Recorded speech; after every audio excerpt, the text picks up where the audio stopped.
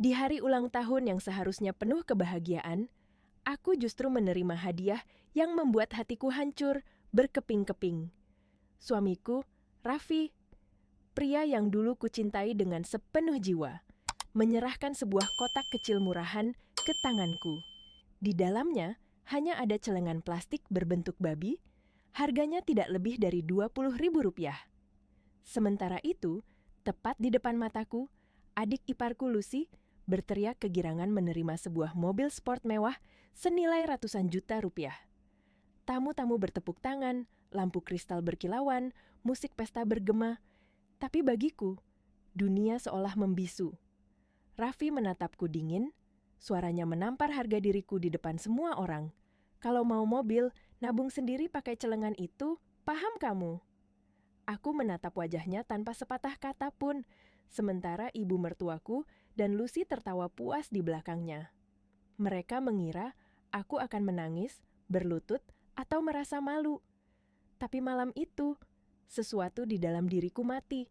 Yang tersisa hanyalah ketenangan yang menakutkan dan rencana yang mulai terbentuk di dalam pikiranku. Aku tersenyum kecil sambil menggenggam celengan babi itu erat-erat. "Terima kasih, Mas," bisikku pelan. "Ini hadiah terbaik yang pernah aku terima." Karena mereka tidak tahu bahwa mulai malam itu, permainan akan berubah. Dan kali ini, aku yang akan memegang kendali. Rumah megah milik Raffi malam itu seharusnya menjadi tempat kebahagiaan ganda. Lampu-lampu kristal berkilau, musik lembut mengalun, dan para tamu berpakaian mewah bercengkrama sambil meneguk minuman mahal. Di atas panggung kecil, terpajang tulisan besar, "Selamat ulang tahun Nabila and Lucy." Ya, aku dan adik iparku memang lahir di tanggal yang sama. Ironis, bukan? Aku berdiri di sudut ruangan dengan gamis sederhana berwarna krem. Gaunku tampak begitu berbeda di antara lautan gaun mahal yang dikenakan para tamu wanita. Sementara itu, Lucy, adik kandung Raffi, berjalan anggun di tengah ruangan dengan gaun merah menyala, tertawa lepas sambil memamerkan perhiasan berkilau di lehernya. Semua mata tertuju padanya, seolah dialah ratu malam itu. Di sampingnya berdiri Ibu Imah, mertuaku, dengan wajah berseri-seri penuh kebanggaan. Tatapannya pada Lucy begitu lembut, hangat, penuh kasih. Tapi ketika matanya menoleh ke arahku, sorot itu berubah menjadi dingin, tajam, dan meremehkan. Aku sudah terbiasa dengan itu. Selama 5 tahun pernikahanku dengan Raffi, aku selalu dianggap sebagai istri kampungan yang menumpang hidup. Aku menarik napas panjang, membetulkan letak hijabku yang sedikit miring. Di ujung ruangan, aku melihat Raffi, suamiku, berdiri dengan penuh percaya diri di antara kolega-kolega bisnisnya. Tertawa lebar, menepuk bahu satu sama lain, seolah dunia ini hanya milik mereka. Matanya tak sekalipun menoleh kepadaku. Bahkan ketika pembawa acara menyebut namaku, aku bisa melihat wajahnya menegang, malu. Malu memiliki istri berhijab sederhana di tengah status sosial barunya sebagai pengusaha muda sukses. Padahal, jika saja ia tahu, semua kemewahan yang ia banggakan itu berdiri di atas pondasi yang aku dirikan dengan tanganku sendiri. Tapi malam itu aku diam, karena sebentar lagi, seluruh dunia akan melihat siapa sebenarnya yang harus malu. "Perhatian semuanya," suara Raffi menggema melalui mikrofon, menghentikan musik dan tawa para tamu. Semua kepala menoleh ke arahnya. Ia berdiri di panggung kecil dengan jas hitam elegan, senyumnya lebar dan penuh percaya diri. Di sampingnya berdiri Lucy dengan gaun merah menyala dan Ibu Imah yang tersenyum bangga. Aku tetap berdiri di dekat meja minuman, jauh dari pusat perhatian, seperti tamu tak diundang di pesta ulang tahunku sendiri. Raffi mulai berbicara dengan nada yang dibuat seolah manis. Malam ini adalah malam istimewa untuk dua wanita yang saya cintai. Adik saya tercinta, Lucy, dan istri saya, Nabila. Ia menyebut namaku dengan jeda singkat, hampir seperti lupa. Ibu Imah berdeham keras, seolah mengingatkan. "Langsung saja, Raffi, kadonya." Lucy pasti sudah tidak sabar. Semua tertawa. Raffi pun ikut tertawa. Tertawa yang bagiku terdengar seperti ejekan. "Baik, Bu," katanya, lalu memberi isyarat kepada dua pelayan yang mendorong sebuah kotak besar berbalut pita merah ke tengah ruangan. Lucy menjerit kegirangan. Tangannya bergetar saat membuka pita itu.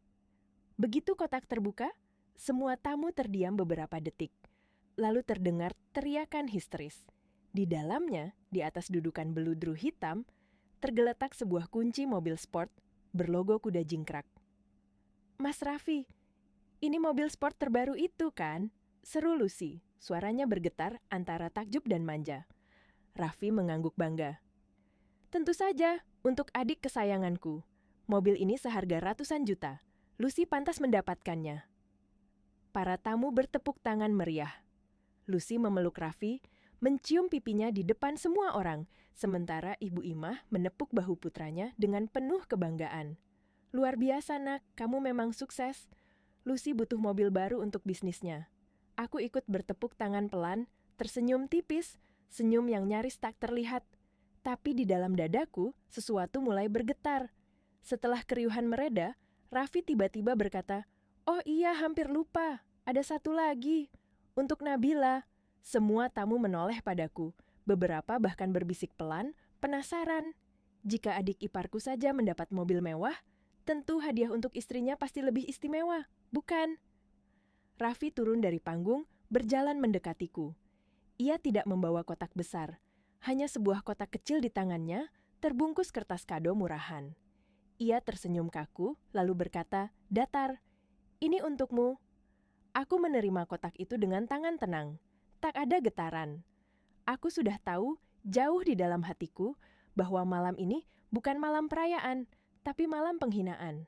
Aku membuka bungkusan itu perlahan, dan begitu melihat isinya, seluruh ruangan mendadak hening. Di dalamnya hanya ada sebuah celengan plastik berbentuk babi. Celengan murahan seharga Rp20.000. Beberapa tamu tampak bingung, beberapa lainnya menahan tawa. Lucy tertawa paling keras. "Celengan babi? Ya ampun Mas Raffi, kamu lucu banget." Ibu Imah menimpali dengan nada sinis. "Loh, Nabila kan berhijab. Memangnya boleh pegang celengan babi?" "Najis loh." Tawa mereka meledak lagi, tapi aku tidak tertawa. Aku menatap celengan itu lama, sebelum mengangkat wajahku dan menatap Raffi dengan pandangan kosong. Wajahnya memerah, entah karena marah atau malu. Ia membentakku di depan semua orang. "Kamu dengar, kan? Nabung sendiri kalau mau beli mobil. Paham kamu?" Ruangan yang tadi riuh berubah menjadi sirkus kebodohan. Tamu-tamu menatapku, sebagian iba, sebagian menikmati drama gratis itu. Aku menatap Raffi, Lucy, dan Ibu Imah. Wajah-wajah yang penuh kepuasan. Lalu, aku menarik napas panjang dan tersenyum. Senyum yang lembut, tapi membuat bulu kuduk siapapun berdiri. "Terima kasih, Mas," kataku lembut. "Hadiah ini akan sangat berguna." Dan malam itu, tanpa mereka sadari, aku baru saja menerima peluru pertama untuk perang yang akan menghancurkan mereka. Pagi datang dengan hening yang berbeda. Bukan hening yang penuh damai, melainkan hening penuh tekad. Jam weker salat subuh berbunyi pelan di sudut kamarku. Aku mematikan bunyi itu tanpa membangunkan Raffi yang masih tertidur pulas di sampingku. Napasnya berat, seperti tak pernah menyesal. Aku tidak tidur semalam, bukan karena sedih, tapi karena menyiapkan setiap langkah dengan teliti. Di lemari besar yang selama ini kubiarkan berdebu oleh pakaian mahal yang tak pernah kusukai, tersembunyi sebuah koper kabin hitam. Aku buka, mengeluarkan setelan blazer hitam, kemeja sutra putih, rok span panjang, dan hijab premium yang tersimpan rapi. Penampilanku berubah cepat. Dari istri sederhana menjadi sosok wanita berwibawa yang rapi seperti eksekutif. Aroma parfum mewah yang sudah lama tak kupakai menempel samar pada leherku. Wajahku di cermin menatap balik dengan mata yang berbeda. Mata yang kini dipenuhi rencana, bukan ketakutan. Di meja rias, celengan murahan pemberian Raffi semalam kubungkus dan kukunci ke dalam tas kecil yang kutaruh di dalam koper. Lalu, sesuatu yang membuat seluruh rencana ini mungkin, kunci mobil sport merah, bukan milikku semalam, tetapi kunci yang Raffi kira dia simpan di brangasnya. Aku menggenggamnya, merasakan berat logam di telapak tangan. Di hatiku tidak ada getar ragu. Aku turun pelan dari kamar. Di ruang tamu, sisa-sisa pesta masih berserakan. Gelas kosong, pita, dan kain balut kotak hadiah. Garasi terbuka menunggu. Lampu pagi menyelinap melalui jendela, menerangi mobil merah yang semalaman menjadi lambang penghinaan mereka. Kupencet tombol remote, lampu mobil berkedip, mesin mengaum rendah. Bau kulit baru menyambutku ketika aku masuk ke jok pengemudi. Kupasang kunci dan mendengar suara mesin yang mengajak melaju. Suara yang sekarang terasa seperti panggilan kebebasan. Aku keluar lewat gerbang yang dibukakan oleh satpam yang masih setengah mengantuk. Ia menatapku sekilas, lalu berpikir aku adalah nyonya rumah yang berangkat pagi. Tidak ada yang menaruh curiga. Di jalan tol, kota masih lengang. Aku menekan pedal sedikit lebih dalam, mobil itu merespon dengan agresif. Saat ponselku bergetar, nama Raffi tertera di layar. Aku sengaja membiarkannya berdering beberapa kali. Ia memanggil berkali-kali, napasnya pasti panik. Aku menunggu, membiarkan paniknya bervibrasi melalui speaker telepon yang belum kutekan tombol jawab. Akhirnya, ku geser ponsel dan suaranya meledak di telingaku. "Di mana kamu? Kamu bawa mobil Lucy, dasar pencuri!" Suaranya tajam, marah, malu, dan takut sekaligus. Aku mendengarkan tenang, membiarkan ia berbicara sampai letih. Lalu aku menjawab dengan suara yang pelan, tetapi penuh kendali. "Raffi, coba cek dokumen pembelian mobil itu." Ada jeda panjang di seberang sana, seperti napas yang tersedak. "Maksudmu apa?" Suaranya ragu. Aku menuntunnya dengan dingin. "Coba buka laci kerja kamu, map biru. Lihat nama pemilik STNK dan BPKB." Raffi terdiam, napasnya tercekat. Suaranya berubah menjadi panik. Berlari menuju ruang kerjanya, memecah pagi dengan langkah tergesa-gesa. Di telepon aku mendengar gegapnya kertas ketika ia mengobrak-abrik laci. Langkah kaki dan bisik-bisik panik Lucy dan Ibu Imah. Beberapa menit yang terasa seperti selamanya berlalu. Telepon di seberang sana berdering cepat, lalu suara Raffi kembali, tapi kini suaranya bukan lagi penuh amarah. Itu suara orang yang menemukan sesuatu yang menghancurkan egonya. Ini STNK-nya, nama pemiliknya Nabila. Senyum tipis muncul di bibirku, selayaknya seorang petir kecil yang menggumpal di langit. Aku menjawab santai, hampir lelucon. "Bagus kan? Itu mobil saya. Terima kasih sudah mengingatkan saya mengambil hak saya." Kutaruh telepon, mematikan suaranya, dan menatap jalanan yang mulai sibuk. Di depan kota Jakarta, gedung-gedung pencakar langit berdiri. Tapi hari ini bukan mereka yang menakutkan. Aku menjalankan mobil itu, bukan hanya untuk kabur, melainkan untuk pergi ke tempat yang kuanggap layak, bukan apartemen mewah atau hotel, melainkan pusat kekuasaanku yang selama ini kuhidupi secara rahasia. Di balik setelan dan hijab rapi, ada kebenaran yang belum mereka ketahui. Aku bukan istri lemah yang mereka perdaya. Dan pagi ini, dunia Raffi akan runtuh satu persatu, dimulai dari kunci mobil yang kini ada di genggamanku. Suara deru mesin mobil merah itu bergema di jalan tol menuju pusat kota Jakarta. Sementara itu, di rumah besar yang tadi malam menjadi panggung penghinaan, suasana berubah menjadi kepanikan. Lucy berlari ke garasi sambil menjerit. Rambutnya masih berantakan, wajahnya tanpa riasan. "Mas, mobilnya hilang! Mobil aku hilang!" Raffi dan Ibu Imah berhamburan keluar dari kamar. Raffi dengan wajah kusut, masih mengenakan piyama, langsung berteriak pada satpam. "Satpam, kamu jaga atau tidur semalaman? Mobil baru ratusan juta bisa hilang begitu saja." Satpam gemetar, wajahnya pucat. "Maaf, Pak, tapi tadi pagi saya lihat Ibu Nabila yang bawa mobil itu keluar. Saya kira disuruh Bapak, Henning." Semua mata membelalak ke arah satpam itu. Ibu Imah menutup mulutnya, Lucy ternganga, dan Raffi menatap kosong ke udara seolah baru saja ditampar kenyataan. "Nabila," desisnya pelan, kemudian berubah menjadi teriakan. "Berani sekali dia sengaja mau mempermalukan aku." Lucy menangis seperti anak kecil. "Mas, mobil aku. Balikin dong, aku mau lapor polisi aja." Raffi berlari ke kamar, mengambil ponselnya dengan tangan gemetar. Nomor Nabila ditekan berkali-kali. Nada sambung panjang, lalu akhirnya terangkat. Suara di seberang begitu tenang, terlalu tenang. "Pagi, Mas," kata Nabila pelan. "Sudah lihat STNK-nya?" Raffi terdiam. "Mobil itu dibeli pakai uang siapa?" tanya Nabila lagi. Suaranya seperti angin dingin menelusup ke dalam dada. "Aku cuma mengambil yang memang milikku. Kamu kan yang bilang, nabung sendiri kalau mau beli mobil." "Nah, aku sudah nabung.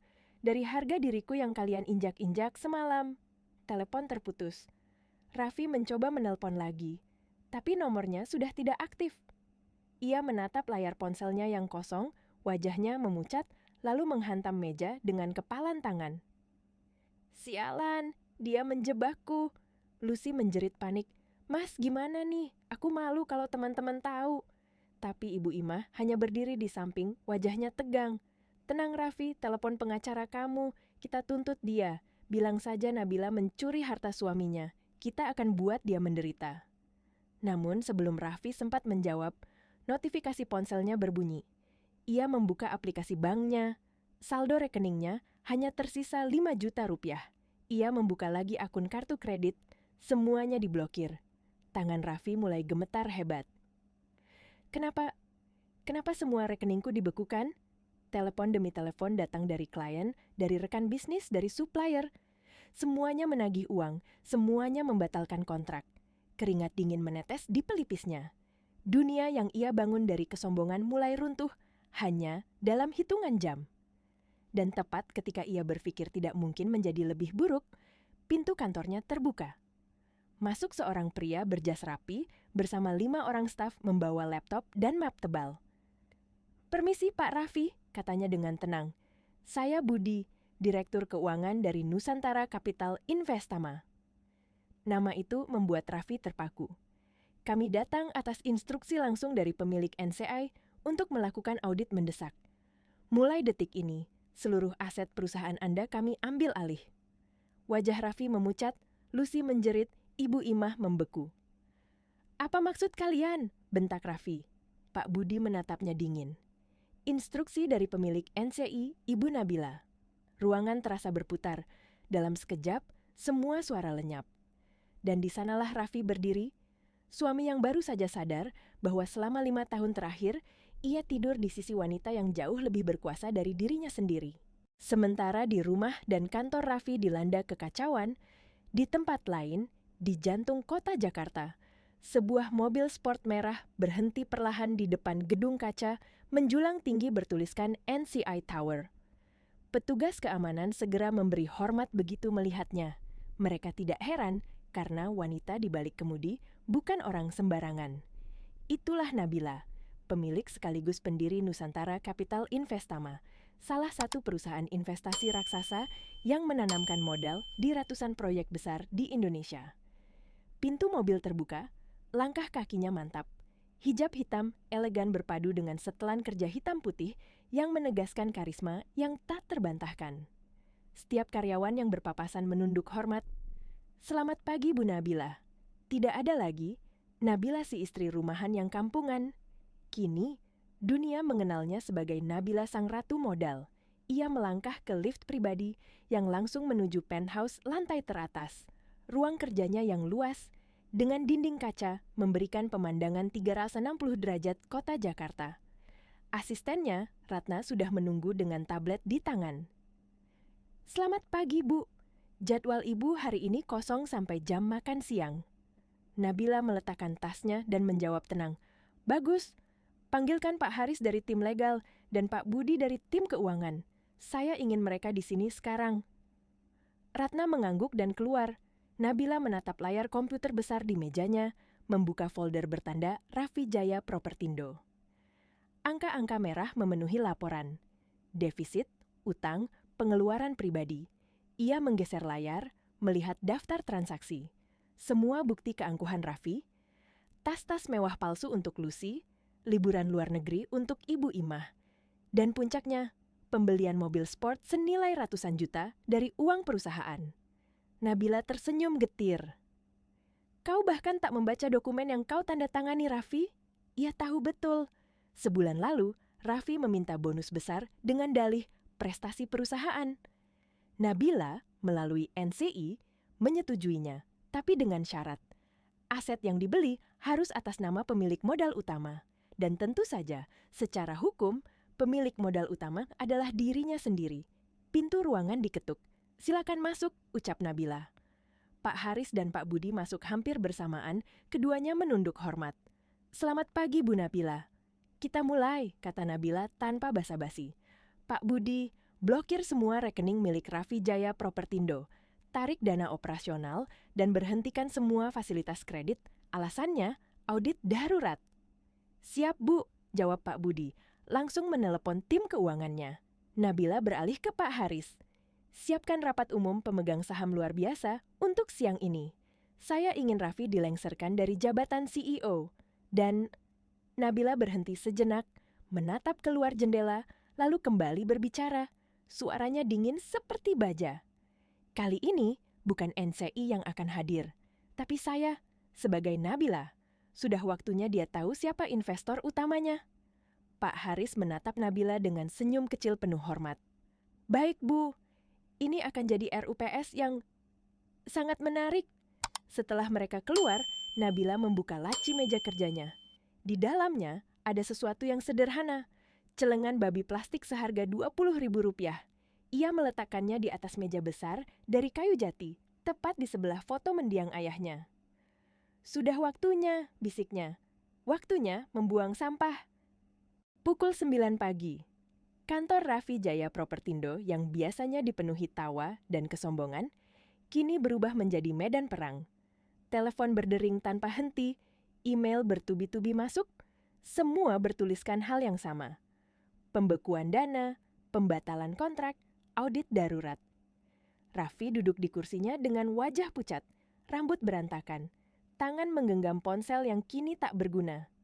Lucy duduk di sofa menangis tanpa suara. Sementara Ibu Imah berjalan mondar-mandir, wajahnya merah padam oleh amarah. "Raffi, lakukan sesuatu. Telepon investor kamu itu. Katakan kamu dijebak." "Aku sudah coba, Bu. Semua nomorku diblokir." Raffi menatap layar komputer, menekan tombol login ke akun perusahaannya. Tapi yang muncul hanya satu kalimat dingin. "Access denied. Under investigation by Nusantara Capital Investama." Ia memukul meja. "Sial, apa maksud semua ini? Kenapa mereka tiba-tiba menyerangku seperti ini?" Tiba-tiba, suara langkah kaki berat terdengar dari luar ruangan. Pintu terbuka, dan masuklah seorang pria berjas abu-abu dengan wajah tenang. Di belakangnya, 5 orang staf membawa map, laptop, dan 2 satpam berseragam hitam mengikuti dari pintu. "Permisi," kata pria itu sopan namun tegas. "Saya Budi, Direktur Keuangan dari Nusantara Capital Investama. Kami di sini atas instruksi langsung dari pemilik perusahaan Anda." Raffi berdiri, wajahnya tegang. "Pemilik? Apa maksud Anda? Investor saya kan anonim. Siapa yang berani seenaknya masuk ke kantor saya seperti ini?" Pak Budi membuka map, menunjukkan surat resmi berstempel. "Mulai hari ini, seluruh operasional Raffi Jaya Propertindo diambil alih oleh NCI. Kami menemukan indikasi penggelapan dana sebesar Rp23 miliar dan pembelian mobil sport mewah untuk saudari Lucy terdaftar sebagai pengeluaran fiktif." Lucy ternganga, wajahnya memucat. "Apa? Aku nggak tahu apa-apa." Ibu Imah menubruk ke depan, suaranya meninggi. "Hei, kamu jangan tuduh anak saya sembarangan. Kami bisa tuntut balik kamu, tahu?" Pak Budi tetap tenang. "Silakan, Bu. Tapi sebelum itu, tolong lihat ini." Ia menyerahkan dokumen ke Raffi. Tangannya bergetar saat membacanya. Nama pemilik tunggal perusahaan, Nusantara Capital Investama, dan di bawah tanda tangan investor utama tertulis dengan tinta emas, Nabila Ar-Rahman. Raffi mematung. Napasnya sesak. Kertas di tangannya jatuh ke lantai. "Tidak, tidak mungkin," bisiknya pelan, hampir tak terdengar. Lucy berlari mendekat. "Mas, siapa itu Nabila Rahman?" Raffi tidak menjawab. Ia hanya duduk di kursinya. Wajahnya kosong seperti arwah yang kehilangan jasadnya. Pak Budi menatap mereka satu persatu dengan tatapan dingin. "Sesuai instruksi pemilik NCI, mulai detik ini Anda dicopot dari jabatan CEO. Semua aset dibekukan, semua rekening ditarik, dan Anda diminta untuk meninggalkan gedung ini sekarang juga." Dua satpam maju, berdiri tegak di belakang Raffi. Ibu Imah menjerit, "Kalian tidak bisa mengusir kami. Ini perusahaan anak saya. Anak saya yang bangun ini dari nol." Pak Budi menjawab datar, "Perusahaan ini didirikan dengan uang pemilik modal, dan pemilik modal adalah Ibu Nabila. Kami hanya menjalankan perintah." Raffi menatap kosong ke arah jendela. Suara tawa tamu pesta semalam bergema di kepalanya. Semua kesombongan, semua ejekan, semua kata kampungan yang pernah ia ucapkan kini berbalik menghantam dirinya sendiri. Dan kini, di depan seluruh karyawan yang menatap dengan campuran kasihan dan kepuasan, Raffi, sang CEO yang sombong, dikeluarkan dari kantornya sendiri. Langkahnya goyah saat ia berjalan menuju lift. Di belakangnya, Lucy menangis. Ibu Imah berteriak memaki. Tapi pintu lift menutup pelan, menyisakan pantulan wajah Raffi sendiri. Wajah lelaki yang baru sadar bahwa ia hanya boneka di tangan istrinya. Lobi kantor yang biasanya ramai dengan karyawan sibuk, kini mendadak hening. Langkah kaki 3 orang yang baru saja diusir, Raffi, Lucy, dan Ibu Imah, menggema di antara marmer dingin. Wajah mereka pucat, mata kosong. Semua pandangan tertuju pada mereka. Mantan bos, sombong, adik manja, dan ibu mertua yang dulu suka menghina setiap orang di bawahnya. Bisik-bisik mulai terdengar di antara karyawan. "Itu kan Pak Raffi. Katanya perusahaannya diambil alih ya. Katanya istri dia yang punya semuanya. Gila, karma cepat banget datang." Lucy menangis terseduh-seduh sambil menutupi wajah dengan tangan. Ibu Imah berjalan gontai, tapi masih mencoba menjaga wibawa. "Kita nggak boleh diam. Raffi, telepon pengacaramu. Ini penghinaan." Tapi Raffi tidak menjawab. Ia hanya menatap kosong ke lantai. Napasnya berat, wajahnya pucat pasi. Dan tepat ketika Ibu Imah hendak berteriak lagi, pintu utama lobi terbuka. Sebuah sedan hitam mewah berhenti di depan pintu kaca. Dari dalam, keluar seorang wanita dengan langkah elegan. Tumit sepatunya beradu dengan lantai marmer, menciptakan gema yang membuat semua orang terdiam. Nabila. Tapi bukan Nabila yang mereka kenal. Bukan istri rumahan dengan daster lusuh. Bukan wanita penurut yang menunduk saat dimarahi. Ini adalah Nabila yang baru. Dingin, berkuasa, dan tak tersentuh. Ia mengenakan setelan blazer biru tua dan kemeja putih gading. Hijabnya tertata sempurna, riasannya tipis namun tajam. 2 orang mengikuti di belakangnya, Pak Haris, penasihat hukumnya, membawa koper kulit besar, dan Ratna, asistennya, dengan tablet di tangan. Semua orang berdiri. Karyawan, staf, bahkan satpam menunduk hormat. Suara langkah Nabila begitu pelan, namun setiap dentingnya seperti pisau. Ia berhenti 3 meter di depan Raffi dan keluarganya, memandang mereka satu persatu tanpa ekspresi. Ibu Imah, yang semalam begitu angkuh, kini bergetar. Namun egonya masih mencoba bertahan. Kamu datang mau pamer, hah? Kamu puas lihat keluarga kami jatuh? Kamu pasti pakai guna-guna, dasar perempuan munafik berkerudung." Lucy menimpali di antara tangisnya. "Balikin mobil aku, kamu pencuri, istri durhaka." Tapi Nabila tetap diam. Ia hanya menatap mereka dengan mata tenang yang membuat 2 perempuan itu langsung terdiam. Lalu ia melepaskan kacamata hitamnya perlahan, menatap langsung ke arah Raffi. Raffi menelan ludah, tubuhnya kaku. "Nabila, apa yang kamu lakukan?" Suaranya gemetar. Kamu hancurkan perusahaan aku. Kamu nggak berhak." Nabila tersenyum tipis. Senyum yang nyaris tak terlihat namun mematikan. "Perusahaan kamu," katanya datar. "Kau yakin itu milikmu?" Ia memberi isyarat pada Pak Haris. Pria itu maju selangkah, membuka koper kulitnya, dan mengeluarkan 2 bundel dokumen tebal. "Selamat siang Pak Raffi," kata Pak Haris dengan suara profesional. "Saya Haris, kuasa hukum dari Nusantara Capital Investama, sekaligus kuasa hukum pribadi Ibu Nabila." Raffi terpaku. Pak Haris menyerahkan dokumen pertama ke tangannya. "Ini adalah notulensi rapat umum pemegang saham luar biasa yang diadakan 2 jam lalu. Efektif sejak pukul 2 siang, Anda resmi diberhentikan dari jabatan CEO atas dugaan penggelapan dana." Lucy menutup mulutnya. Tidak, tidak mungkin.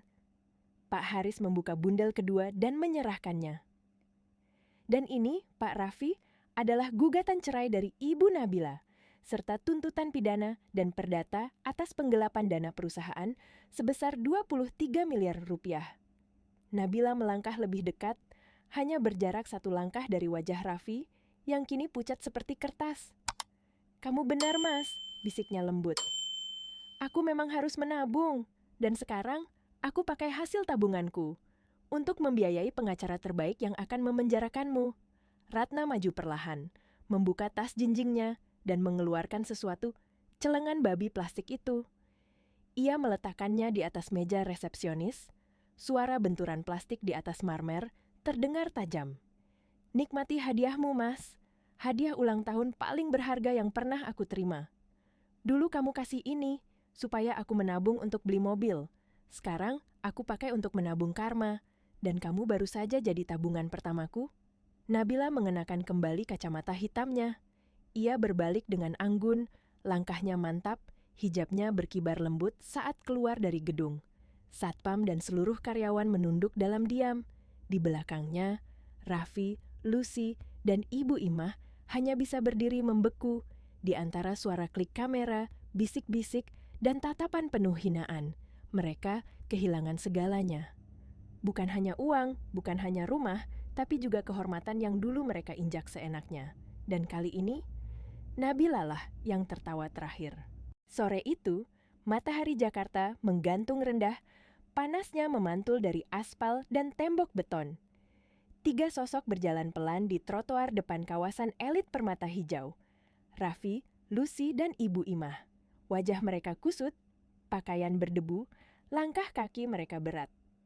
Lucy mengelap air mata dengan punggung tangan. "Mas, aku nggak kuat. Aku malu, Mas. Aku nggak bisa pulang kayak gini." Raffi diam.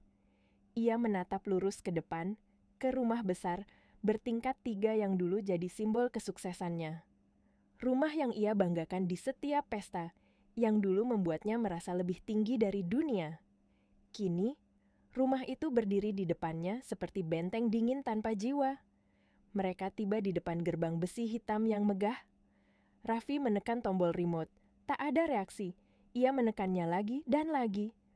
Tetap diam. Lucy mengeluh kesal. "Mas, mungkin baterainya habis?" Raffi berjalan ke intercom, mengetuk pelan. "Pak Ujang, bukain gerbang. Ini saya, Pak Raffi," hening. Beberapa detik kemudian, gerbang berderit pelan terbuka. Tapi bukan Pak Ujang yang keluar. 2 pria berbadan besar, berseragam perusahaan keamanan profesional, berdiri tegap di balik pintu. "Ada keperluan apa, Pak?" Suara salah satunya datar. Raffi menatap bingung. "Ini rumah saya pemiliknya. Buka gerbangnya." Petugas itu menatapnya tanpa ekspresi, lalu mengeluarkan sebuah map dan menunjukkannya. Di dalamnya ada surat resmi berstempel. "Maaf, Pak, mulai hari ini, rumah ini beserta seluruh isinya telah disita oleh Nusantara Capital Investama. Kami ditugaskan menjaga aset ini atas perintah langsung Ibu Nabila Rahman." Ibu Imah berteriak histeris, "Tidak bisa, ini rumah anak saya, rumah kami. Kalian nggak punya hak." Petugas itu tetap tenang.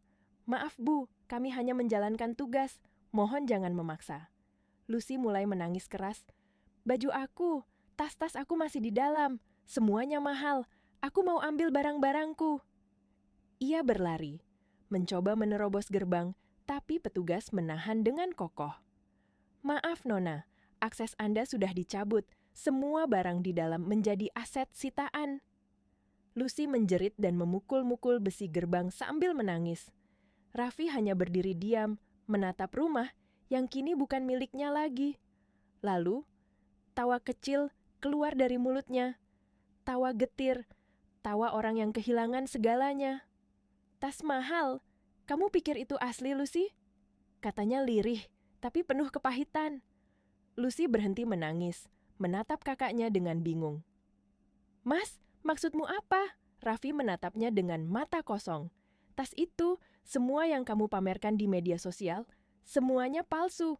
Aku belinya di Mangga 2. Uang perusahaan habis buat bayar cicilan rumah ini, buat gaya hidup kita, buat kebodohan kita semua." Lucy menutup mulutnya, suaranya tercekat. Jadi, kita nggak pernah kaya? Raffi tertawa pendek, tapi matanya berkaca-kaca. Enggak, Lucy. Kita cuma hidup dari uang istri yang kamu hina setiap hari. Ibu Imah tertegun, wajahnya memucat. Kata-kata Raffi menghantam seperti cambuk. Ia memegang dadanya, napasnya berat. Raffi, dada ibu sakit. Suaranya lemah. Raffi, bantu ibu. Tubuhnya goyah, lalu jatuh tersungkur di atas aspal panas. Lucy berteriak panik. Ibu, ibu. Raffi berlutut, mengguncang tubuh ibunya. Bu, bangun bu. Petugas keamanan hanya berdiri di balik gerbang, menatap dengan datar. Tolong, panggil ambulans, teriak Raffi. Salah satu dari mereka menjawab dingin, maaf pak, itu di luar tanggung jawab kami. Raffi menggigit bibir sampai berdarah. Ia merogoh sakunya, mengeluarkan dompet. Di dalamnya hanya tersisa 80.000 rupiah. Tangannya gemetar. Ia menatap Lucy, yang kini menangis di sisi ibunya yang terkulai lemah. Lucy, bantu aku. Kita bawa ibu ke rumah sakit. Sekarang. Dengan tenaga terakhir, Raffi memapah tubuh ibunya, Lucy menopang kakinya. Mereka berjalan tertatih, menembus panas dan debu jalanan, diiringi tatapan kasihan dari orang-orang yang lewat. Tidak ada lagi mobil mewah. Tidak ada lagi kemewahan. Yang tersisa hanyalah 3 manusia yang dihancurkan oleh keserakahan mereka sendiri. Suara klakson kendaraan memekakkan telinga ketika Raffi dan Lucy menyeret tubuh Ibu Imah di pinggir jalan. Udara panas bercampur dengan debu, membuat napas mereka terasa perih.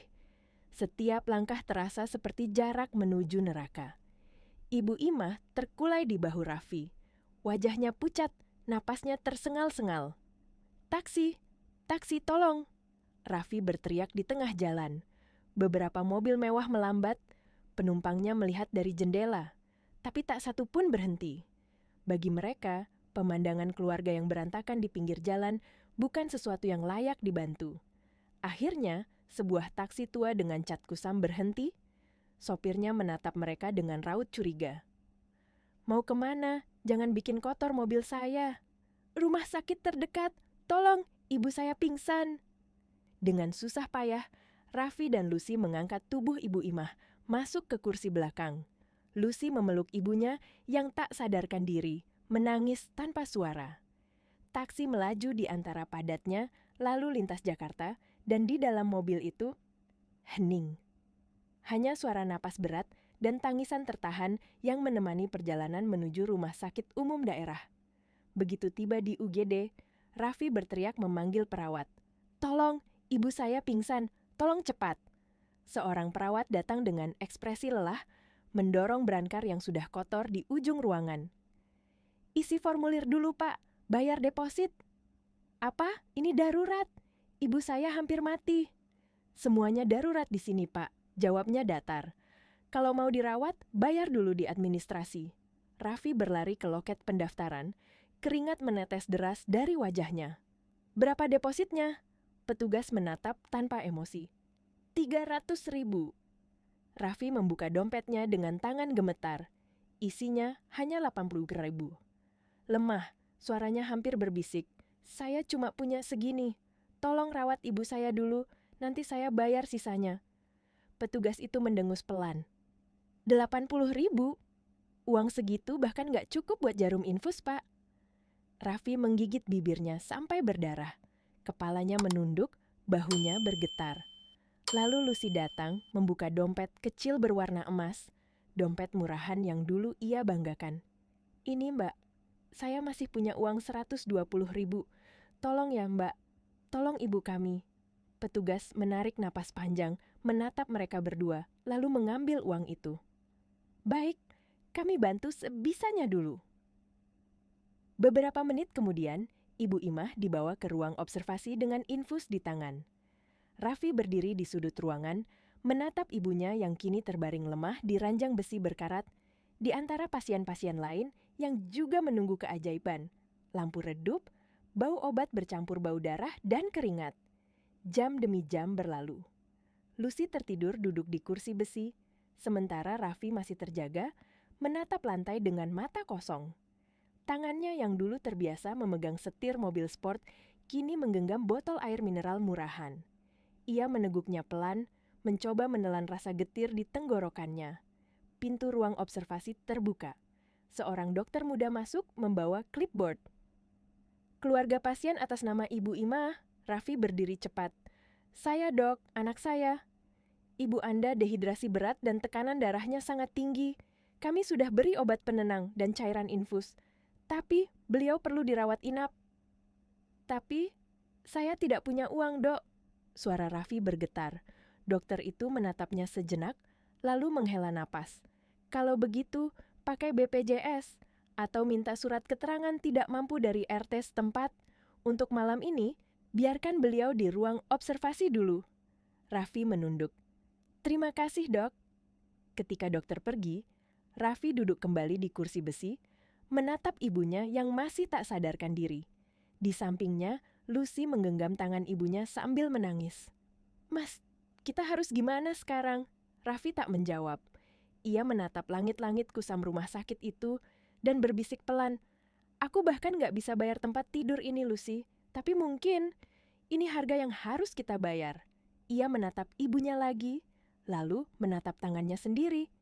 Tangan yang dulu menggenggam kekuasaan, kini menggenggam penyesalan. Dan untuk pertama kalinya dalam hidupnya, Raffi berdoa. Bukan untuk uang, bukan untuk kekayaan, tapi untuk ampunan. Malam berganti pagi. Lampu-lampu rumah sakit mulai redup. Suara langkah kaki, suster bersahutan di lorong panjang yang lembab. Raffi masih duduk di kursi besi, matanya merah, tubuhnya kaku. Di ranjang besi di depannya, Ibu Imah mulai bergerak pelan. Matanya terbuka, pandangannya kosong, menatap langit-langit yang kotor dan penuh retak. Kita, di mana ini? Suara seraknya nyaris tak terdengar. Raffi segera mendekat, menggenggam tangan ibunya. Kita di rumah sakit, Bu. Tenang saja, Ibu sudah aman sekarang. Ibu Imah menatap sekeliling, wajahnya tegang. Di kanan kiri, pasien-pasien lain mengerang kesakitan. Tirai usang bergoyang oleh kipas angin tua. Tidak ada marmer mengilap, tidak ada aroma bunga seperti di rumah sakit langganannya dulu. Hanya bau antiseptik, peluh, dan kemiskinan. Kenapa kita di sini? Kenapa bukan di VIP? Tanyanya dengan suara bergetar. Raffi menunduk, suaranya lirih. Kita nggak punya uang, Bu. Rumah disita. Perusahaan juga. Kita sudah nggak punya apa-apa. Ibu Imah menatap anaknya lama. Kenyataan itu menghantam lebih keras dari obat bius manapun. Kedua tangannya bergetar. Air mata mulai mengalir di pipinya yang pucat. Habis kita, Raffi. Habis Lucy bisa dipenjara. Kamu juga. Ia menatap langit-langit. Matanya kosong. Semua karena perempuan itu, si Nabila. Ibu akan minta ampun padanya. Raffi menatap ibunya dengan ngeri. Bu, jangan. Dia bukan Nabila yang dulu. Matanya dingin. Kamu lihat sendiri. Diam kamu, teriak Ibu Imah, mencoba bangun dari ranjang meski tubuhnya masih lemah. Kamu yang bikin ini semua. Kamu yang bodoh. Kamu yang bikin kita hancur. Sekarang biar ibu yang bereskan. Raffi berusaha menahannya. Bu, tolong jangan pergi. Ibu belum kuat, tapi Ibu Imah menepis tangannya. Matanya penuh dendam dan rasa takut. Aku yang akan bicara dengan dia. Aku tahu dia masih punya hati. Dia tidak mungkin sekejam itu. Beberapa jam kemudian, meski tubuhnya masih lemah, Ibu Imah memaksa keluar dari rumah sakit. Dengan sisa uang Lucy, ia naik ojek tua menuju gedung yang kini jadi simbol kekuasaan dan penghancur keluarganya, NCI Tower. Ketika sampai di lobi megah itu, langkahnya tertatih, bajunya kusut, rambutnya acak-acakan, aroma rumah sakit masih melekat di tubuhnya. Resepsionis muda di meja depan menatapnya dengan jijik. Maaf Bu, cari siapa? Saya mau ketemu Nabila, saya ibunya, ibu mertuanya. Suara Ibu Imah meninggi, membuat beberapa orang menoleh. Resepsionis menatapnya ragu. Apa sudah ada janji, Bu? Saya tidak butuh janji. Saya ibunya. Suruh dia keluar. Sekarang. Teriaknya keras, hampir histeris.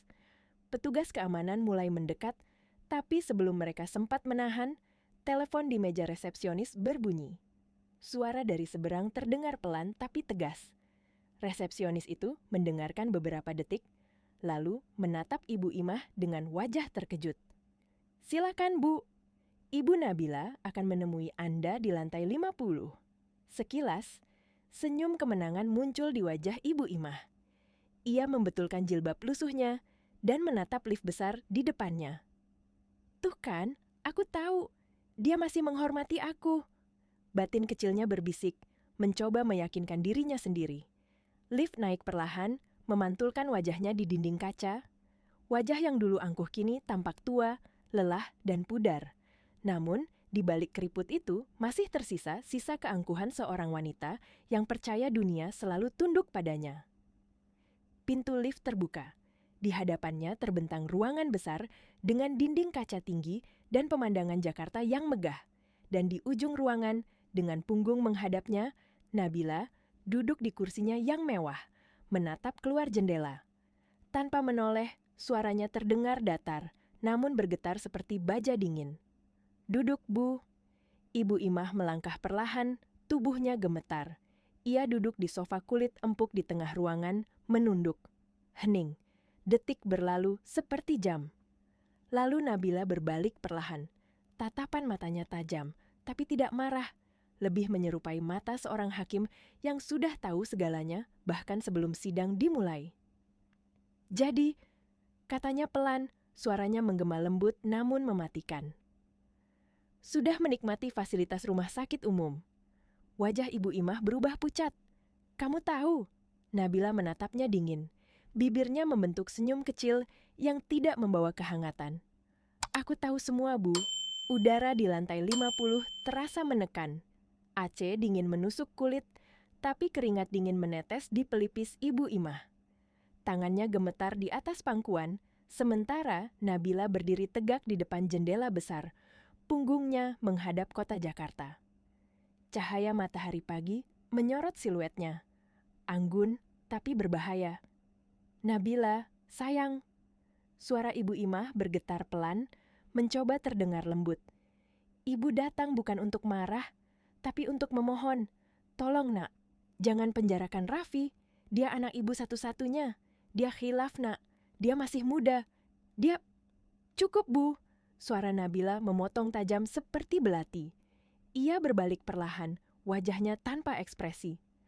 "Kalau Ibu datang untuk bicara tentang pengampunan, Ibu datang ke tempat yang salah."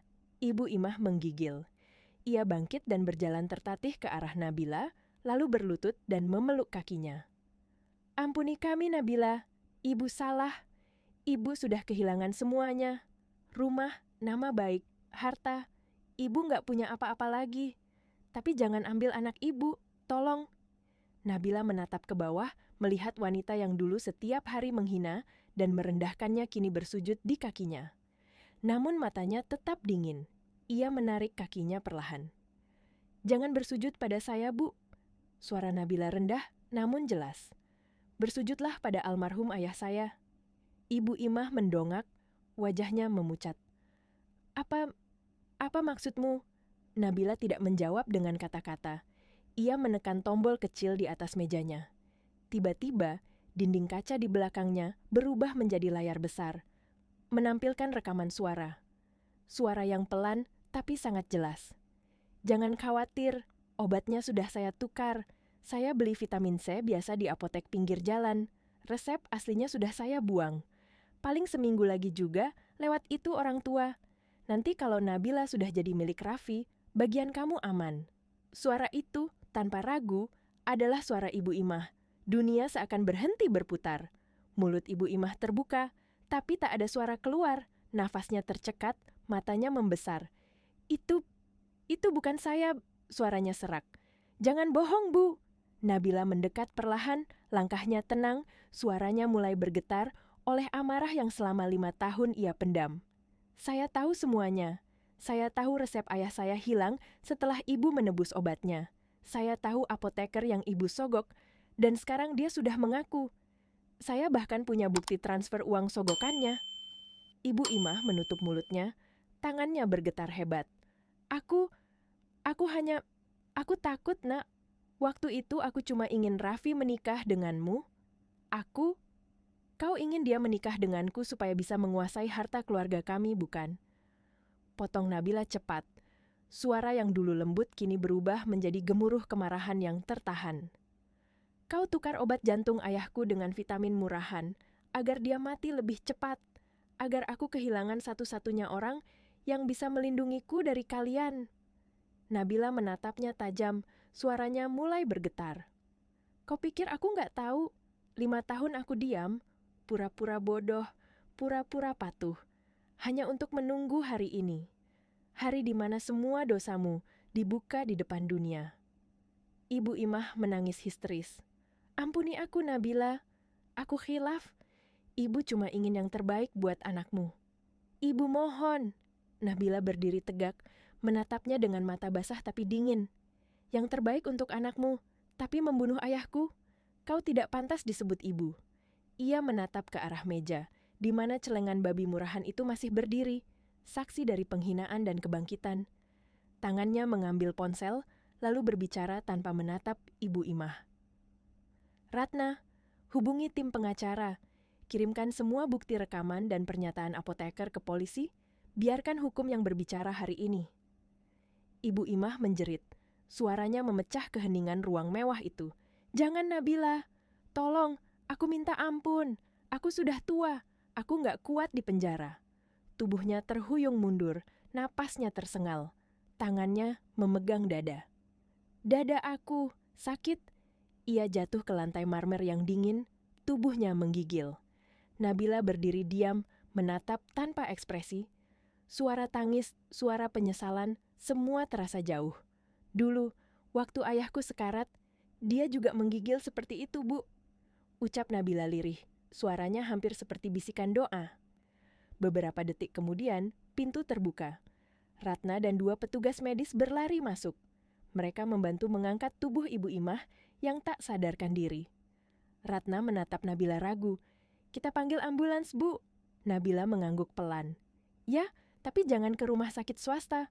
Bawa ke RSUD tempat dia dirawat kemarin, biar dia ingat tempat di mana harga dirinya jatuh.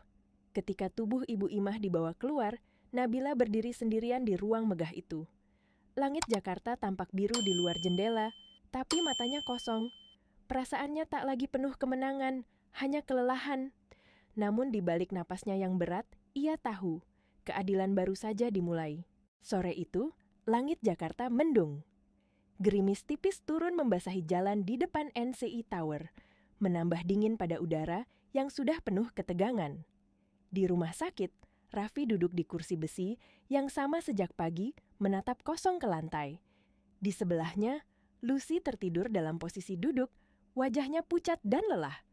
Ponselnya tiba-tiba bergetar. Nomor tak dikenal muncul di layar.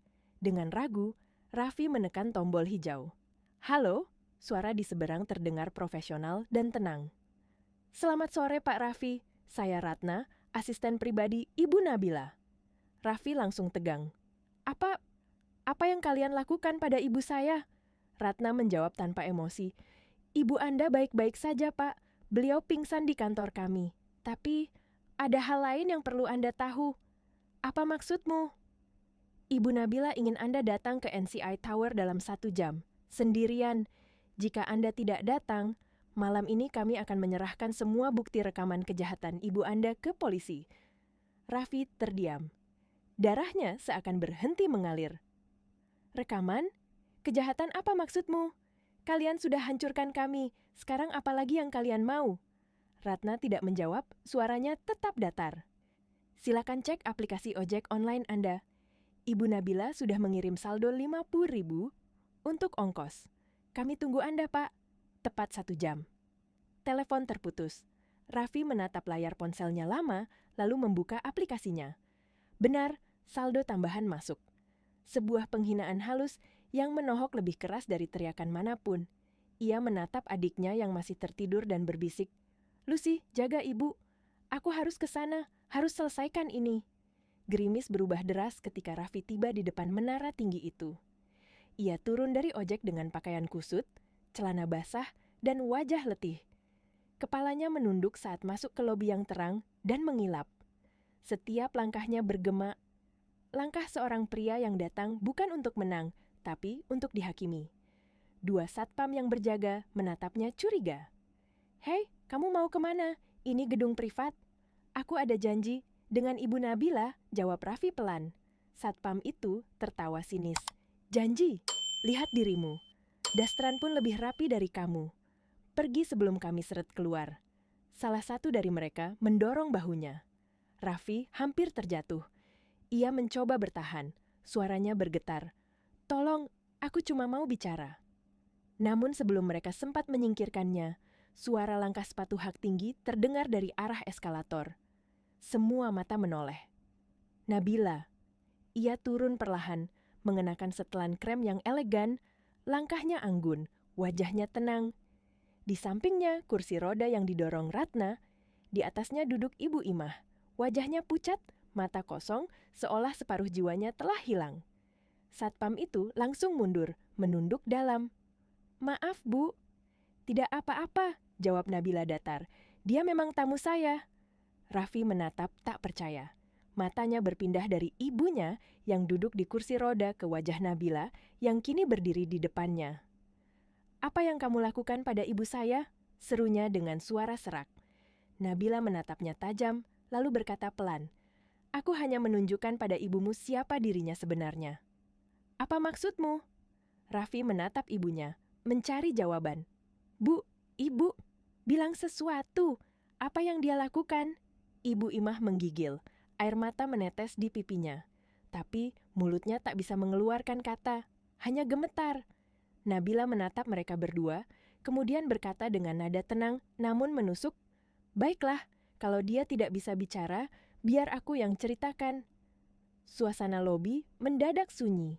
Beberapa karyawan berhenti berjalan, pura-pura sibuk tapi diam-diam mendengarkan. Nabila melangkah maju, suaranya berat tapi jelas. "Raffi, ibumu mencoba membunuh ayahku." Raffi menatapnya dengan mata melebar. "Apa?" 5 tahun lalu, saat ayahku sakit keras di rumah sakit, ibumu menukar obat jantungnya dengan vitamin murah. Ia menyogok apoteker supaya diam. Tujuannya jelas, agar ayahku cepat mati. Supaya kamu bisa menikahiku tanpa perlawanan. Dan menguasai semua harta warisan yang ia kira milikku. Semua orang yang mendengar menahan napas. Suara detak sepatu di lantai terdengar begitu keras di antara keheningan itu. Raffi menatap ibunya. Wajahnya berubah pucat seperti kertas. "Bu," suaranya bergetar. "Itu bohong kan? Katakan bohong." Ibu Imah menatap putranya dengan mata basah. Air mata mengalir, tapi tidak ada suara keluar. Tangannya bergetar, menutupi wajahnya. Dan dalam diam itu, semua kebenaran terungkap. Raffi mundur selangkah, napasnya memburu. "Tidak, tidak mungkin, Ibu." Nabila menatapnya tanpa amarah, tapi juga tanpa belas kasihan. "Itu kenyataannya, Raffi. Semua kesuksesanmu, semua hidup mewah kalian, dibangun di atas kematian ayahku." Raffi jatuh berlutut. Tangannya memegang kepalanya, matanya menatap lantai. Aku nggak tahu, Nabila. Aku bersumpah, aku nggak tahu." "Tapi kamu menikmati hasilnya, bukan?" kata Nabila dingin. "Kamu yang menghina aku, mempermalukan aku, dan membiayai kemewahan keluargamu dengan uang yang ayahku tinggalkan."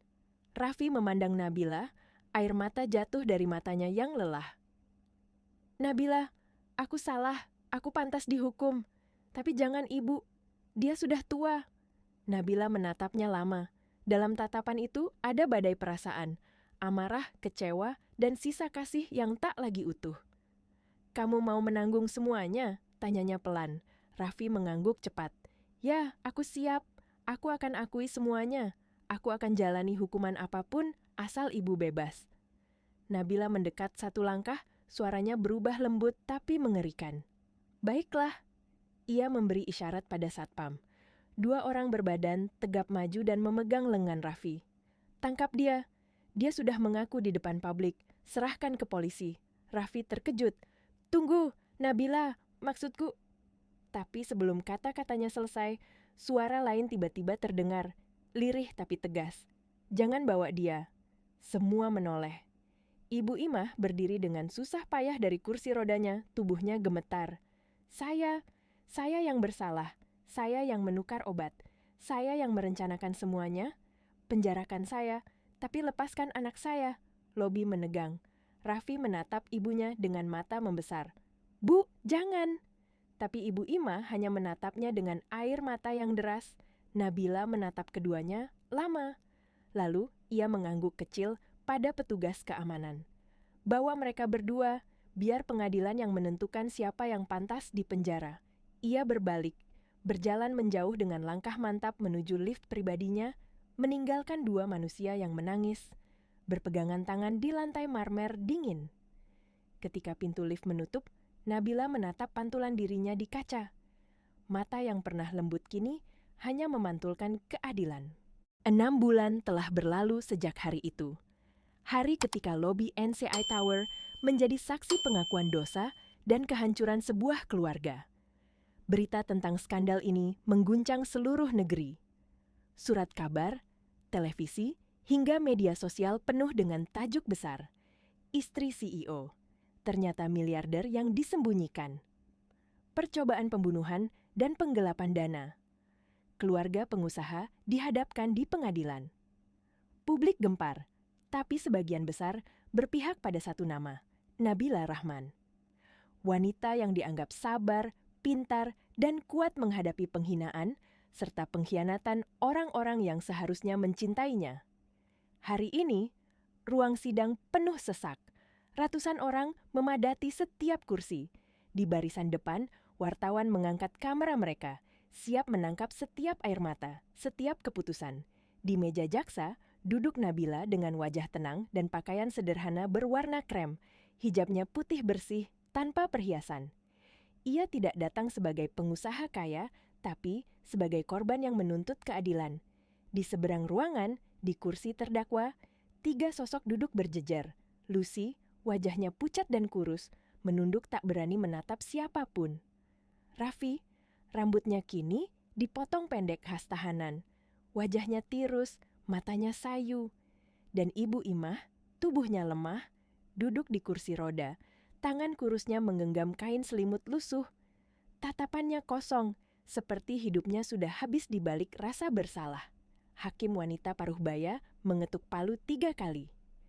Sidang perkara nomor 417, atas nama terdakwa Raffi, Lucy dan Ibu Imah dinyatakan dibuka. Suara hakim itu menggema, menggetarkan hati semua yang hadir. Pengadilan telah mempelajari semua bukti, mendengar saksi, dan mempertimbangkan pembelaan. Kata hakim dengan nada tenang namun tegas. Kami akan membacakan putusan satu persatu. Semua mata tertuju pada Lucy. Hakim membuka berkas pertama. Terdakwa Lucy, Anda terbukti menerima keuntungan dari hasil kejahatan, 1 unit mobil sport senilai 900 juta rupiah. Anda tahu perusahaan saudara Anda sedang kesulitan keuangan, tetapi tetap memaksa meminta hadiah mahal. Anda turut serta dalam penghinaan terhadap korban di depan umum. Lucy mulai terisak. Saya tidak tahu, Bu Hakim. Saya hanya... Diam, potong sang hakim. Ketidaktahuan bukan alasan. Suara palu diketuk. Terdakwa Lucy dijatuhi hukuman penjara 1 tahun 6 bulan dan wajib mengembalikan seluruh nilai aset yang telah dinikmati. Lucy menjerit pelan. Tubuhnya gemetar. Air matanya mengalir deras. Tapi sidang belum selesai. Hakim melanjutkan ke berkas berikutnya. Terdakwa Raffi, Anda didakwa dengan penggelapan dana dalam jabatan dan pemalsuan laporan keuangan yang menyebabkan kerugian bagi perusahaan Nusantara Capital Investama sebesar 23 miliar rupiah. Raffi menunduk, tangannya bergetar di pangkuan. Anda bukan hanya mencuri uang, tapi juga kepercayaan. Anda mempermalukan istri Anda di depan umum. Wanita yang sebenarnya adalah investor yang membiayai seluruh kesuksesan Anda. Hakim berhenti sejenak, menatap Raffi lama. Namun, kami melihat penyesalan tulus dalam diri Anda, terutama ketika Anda berusaha melindungi ibu Anda. Itu adalah satu-satunya hal yang meringankan. Palu diketuk. Terdakwa Raffi dijatuhi hukuman penjara 12 tahun dikurangi masa tahanan tanpa denda.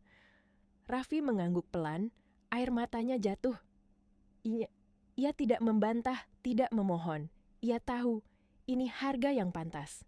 Dan di tengah rasa sakit itu, ada kelegaan aneh. Karena akhirnya, ia berhenti berbohong pada dirinya sendiri. Hakim mengambil berkas terakhir. Ruangan menjadi sunyi, seolah waktu berhenti. Terdakwa Ibu Imah, dakwaan Anda adalah yang paling berat. Percobaan pembunuhan berencana terhadap almarhum ayah korban, Bapak Rahman. Suara itu membuat Ibu Imah menutup wajah dengan tangannya. Hakim melanjutkan. Bukti rekaman suara, kesaksian apoteker, serta pengakuan Anda sendiri di hadapan publik cukup untuk membuktikan semua dakwaan. Anda mencoba membunuh seorang pria yang mempercayai Anda sebagai calon keluarga hanya demi keserakahan. Palu terakhir diketuk dengan keras. Pengadilan menjatuhkan hukuman penjara 20 tahun bagi terdakwa Ibu Imah. Suara jeritan menggema di ruang sidang. Lucy pingsan, Raffi berteriak, "Jangan, hukum saya saja, dia sudah tua." Tapi hakim mengetuk palu sekali lagi. Keputusan final. 2 petugas mendekat untuk membawa para terdakwa keluar. Ibu Imah menatap Nabila dari kursinya, air mata menetes tanpa henti. "Nabila, maafkan aku." Nabila tidak menjawab. Ia hanya menunduk, menatap meja di depannya, di mana foto kecil ayahnya terselip di bawah map hukum. Dalam hatinya, ia berbisik, "Ayah, akhirnya kau bisa tenang." Saat para terdakwa digiring keluar, Raffi menoleh sekilas.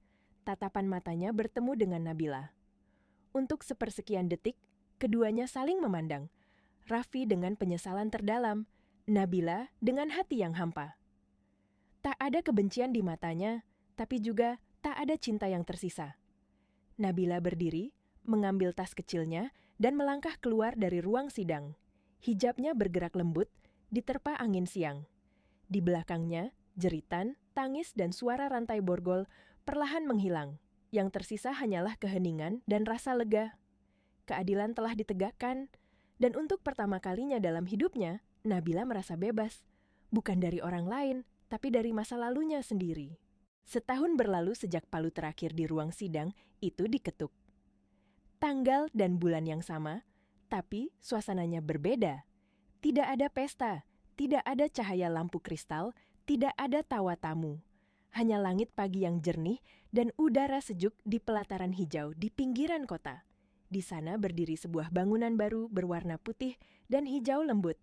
Sebuah panti asuhan yang indah dengan tulisan di gerbangnya, Yayasan Amal Al-Fatah. Hari ini, panti itu diresmikan, dan di tengah halaman berdiri sosok wanita berbusana putih bersih dengan senyum tenang dan mata lembut. Nabila. Ia memegang mikrofon kecil, suaranya lembut tapi jernih. "Assalamualaikum warahmatullahi wabarakatuh." Suara anak-anak kecil menjawab serempak. "Waalaikumsalam." Nabila menatap mereka satu persatu. Puluhan anak yatim piatu dengan wajah polos dan mata penuh harapan.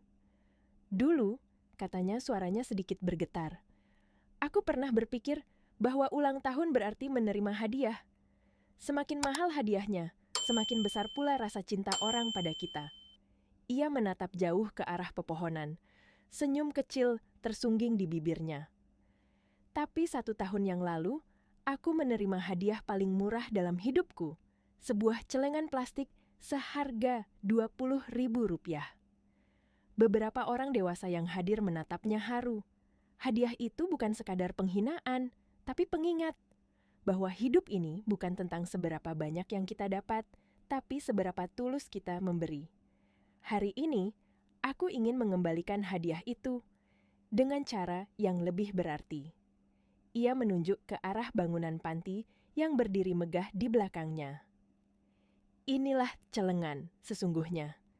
Celengan yang akan kita isi bersama dengan kebaikan, doa, dan cinta untuk anak-anak ini. Karena tabungan terbaik bukan uang, melainkan amal." Tepuk tangan menggema, beberapa orang menitikkan air mata.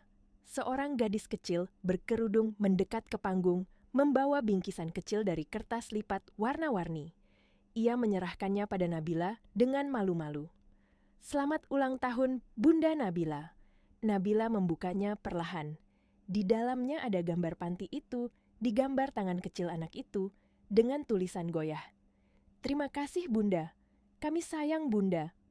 Air mata menetes di pipinya, tapi kali ini bukan air mata kesedihan.